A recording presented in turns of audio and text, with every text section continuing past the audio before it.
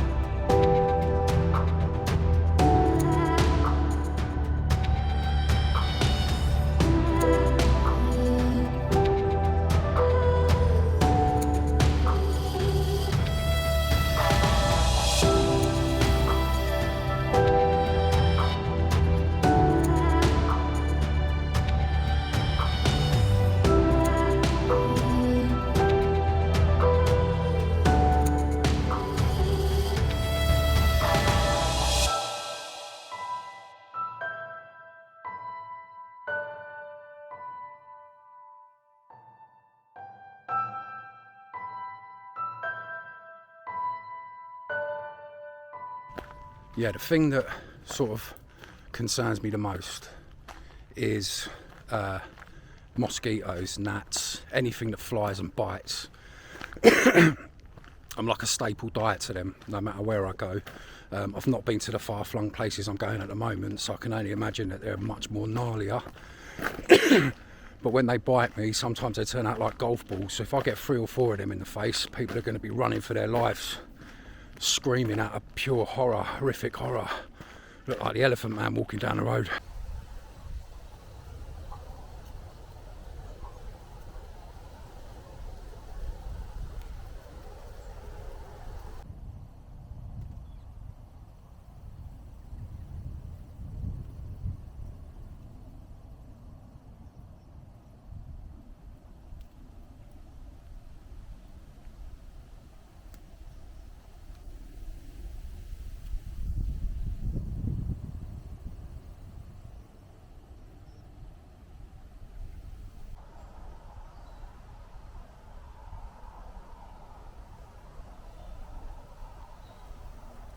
Like I said, you know, I'm going. I've given everything up, signed off of everything. Got insurance, travel insurance and that for a year. I think I've managed to wangle like visas and stuff. And I know at the very beginning of this, I said that I love this country. I love the UK. You know, you can go Wales, Scotland. You've got Ireland just across the way, north and south, and you've got free reign to go in all of these places. if you're from the UK, and you get the best of everything. Golden sands to mountainous climbs to flat plains to just everything in the UK. You know, you can't underestimate what's there. It's a beautiful country, and the people are really good in it on the whole. You know, you got a lot of people that are not so good, but then that's the same in all societies. It's good and bad in everybody. So it's where you are, how you play the game, the type of person you are, and the situations you put yourself in, unfortunately. But you know, I don't want whoever's looking at this, my friends and stuff, to think like, you know, I'm leaving the UK. I'm only going travelling, but I might stay indefinitely. So you're asking, yeah, if you love the UK so much, why are you going off? Well, I'll tell you what, at the moment, for me personally, I'm in a situation where I'm a single man, no kids, I'm a product of the 90s, whatever you make of that. And on the whole, I find that this country just become too much. You know, the politics is crazy. It's like old tricks for the new generation if you look at it close enough, you know. Disinformation, just too much, just too much of too much. And at the moment, I think the whole country, and probably the whole world, but from my own perspective, this country's, you know, it's broken. It's broken a little bit. And whether there's good or bad times ahead, I don't know. But there's more out there that it's time to go and find it out, you know, see what's out there. But I do love this country, but I think it's broken. I'll tell you something though, I'll tell you who is having a good time in the UK at the moment, and that's the squirrels. There's loads of them about.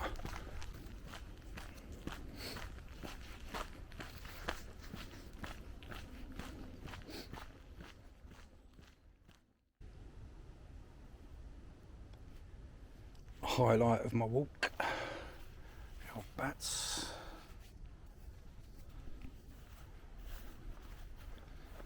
I think there used to be like an old hospital here.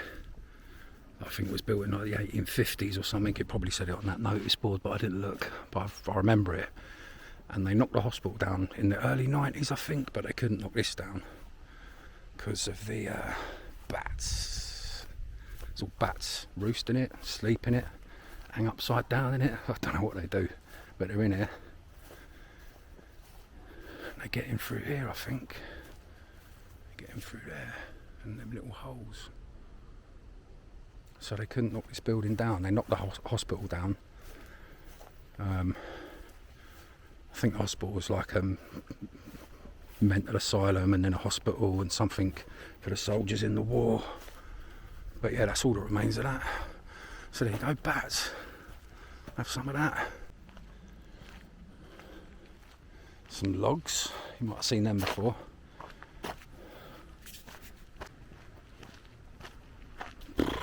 Knacker you out, that was.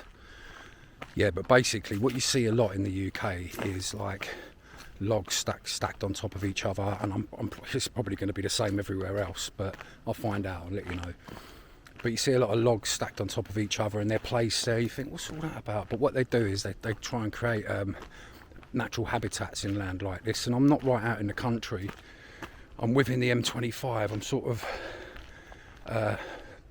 North Surrey, I guess you'd call it, just off the other end of southwest London.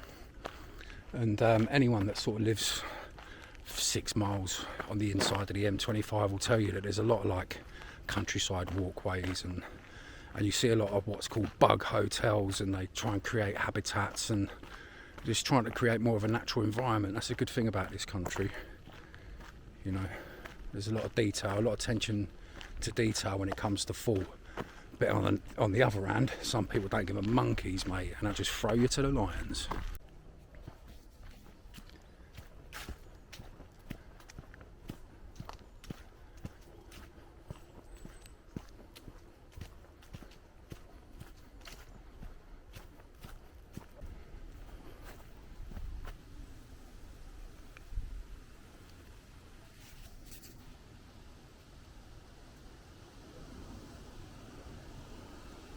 The standoff. Me and Mr. Snuffleupagus. Right, mate. Alright, alright. Alright, I'm backing away. Back away slowly. Backing away again,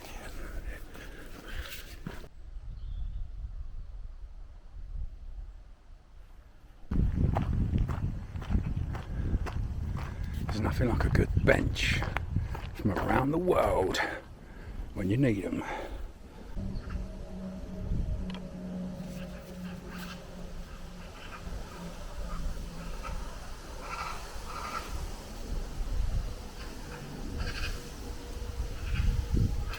Squirrel watch.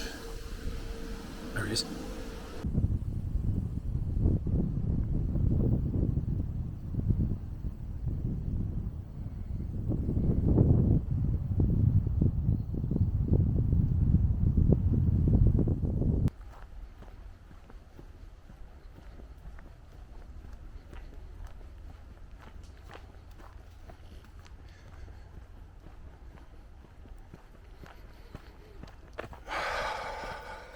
Squirrels.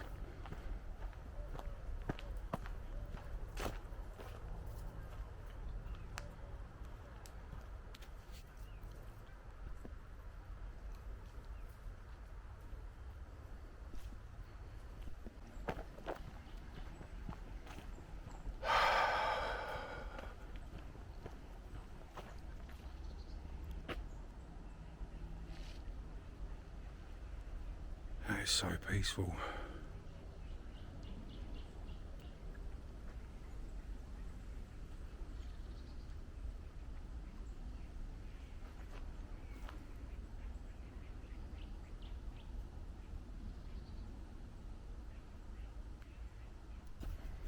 Yeah, so I'm off skis.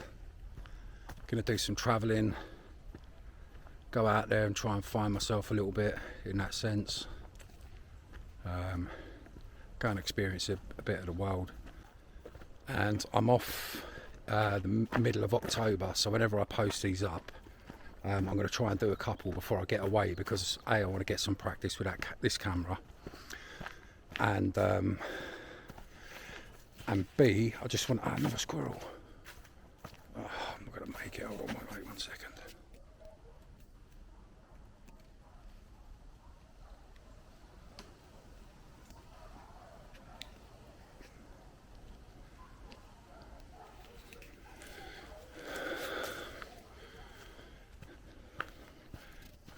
Pesky squirrels. Like I said, I need some practice with the camera as well, as you can see. But see, there's so many squirrels. Anyway, forget the squirrels. I'm going to go on about squirrels for. So yeah, mid-October I go. And really, I'm going to go off and do the things I always wanted to do. And as I say, I'll explain a little bit more as it goes on. But there's a couple of videos I wanted to do anyway. I wanted to show what I've got in the bag, what bag I've got, whether I've got it right or wrong. If anyone's watching, they'll probably go, no, you got this wrong, you got that wrong. There's more squirrels there, but I just can't do it.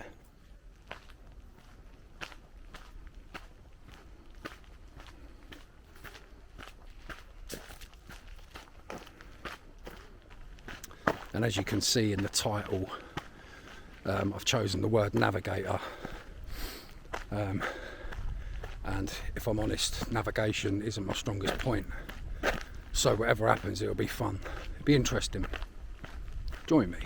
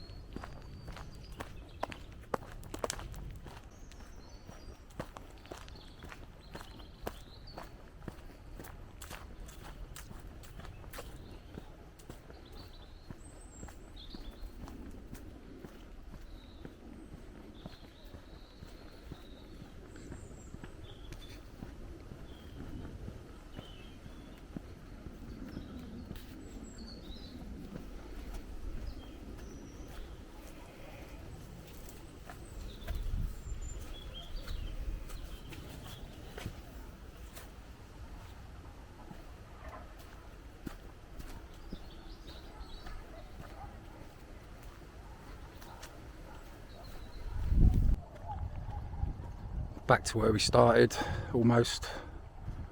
The wise old oak tree.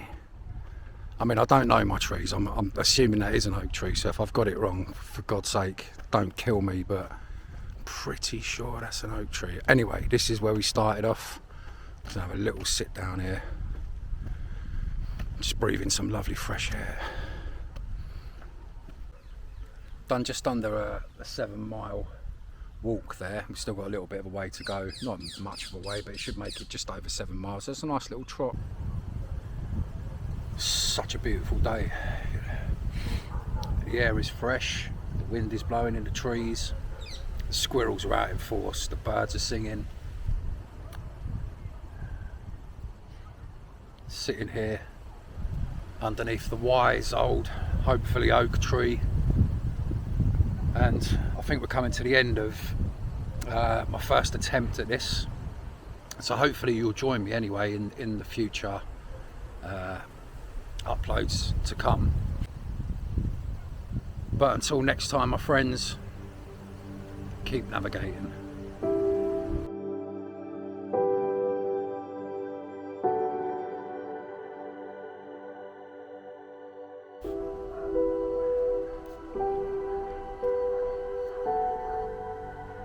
None shall pass.